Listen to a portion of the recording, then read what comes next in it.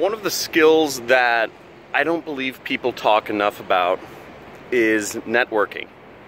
And I was really excited to see yesterday, actually, Tim Ferriss, who was the author of the book The 4-Hour Work Week and Renowned Angel Investor, etc., came out with a blog post about how networking, how to better network and how important networking is to any business that you're doing.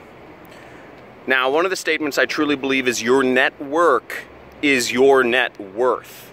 Okay? Think about that. Your network is your net worth. And, I recognize there's a lot of stigma around network marketing in particular when this word networking is used. But I would like to actually argue a kind of counter opinion, and that is that Facebook, that Uber, that Airbnb, these are all these are all platforms built completely on their network. These are all platforms that are built completely based off of essentially network marketing. These are companies whose platforms are built off of other people. They only survive if other people are recommending and telling other people about the platform constantly. The funny thing is, network marketing has a stigma to it because there's a monetary exchange. There's, give me money and I'll open up my network to you and vice versa.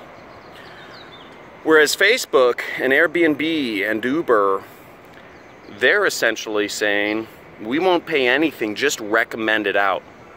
And I think that's part of the reason they're so damn successful. They don't pay a dime, but they get everybody to drag their friends onto their platform, right? Right, you say, oh, message me on Facebook. They're dragging you into their platform. When Facebook first started, they said, do you, are you, they spam emailed all your friends, and what would you do? You'd say, are you on Facebook? Hey, check out my Facebook profile. Drag them into your freaking existence. Now, all of these things, and so really, networking is extremely essential. Investors, billionaires, their portfolios, the reason they exist, the reason these large investment companies exist, obviously all these people have skills such as management and, operations and, supply chain, logistics, etc. But none of those skills would matter if these investors, these investment companies, did not have the connections to the billionaires that could invest in their company and the people running the companies that they'd like them to invest in. Because many of these fund managers, venture capitalists, hedge fund managers, etc., private equity managers, they drag in businesses such as, that they think are hot, that people want to invest in, and then they drag in billionaires or rich people to invest in those businesses. And, there's various models. Sometimes the hedge fund managers will put down some of their own money. Oftentimes they do. Oftentimes these are very rich people you're dealing with anyways. But they get a lot of billionaires to put in money too. In fact, they don't have a fund. They don't invest in a company unless they have other billionaires investing in it. So the difference is just between these companies is very small. It's, on one side you have Facebook, I'm at my hotel. On one side you have Facebook, who's not paying people anything, and they're just trying to, they're really trying to just have people talk about their platform to other people. And they're mass market, right? Mass market. Whereas then on the flip side, you have hedge fund managers who they pay the lion's share of the profits and everything to the people who bring in the money and etc. So it's just dealing with billionaires versus dealing with the masses. Either way, it's network marketing. Either way, it's network marketing. It's just how big do you want to go? That's the only difference. The only difference is how big are you gonna go? If you're network marketing and you're selling Herbalife, you know, that's cool.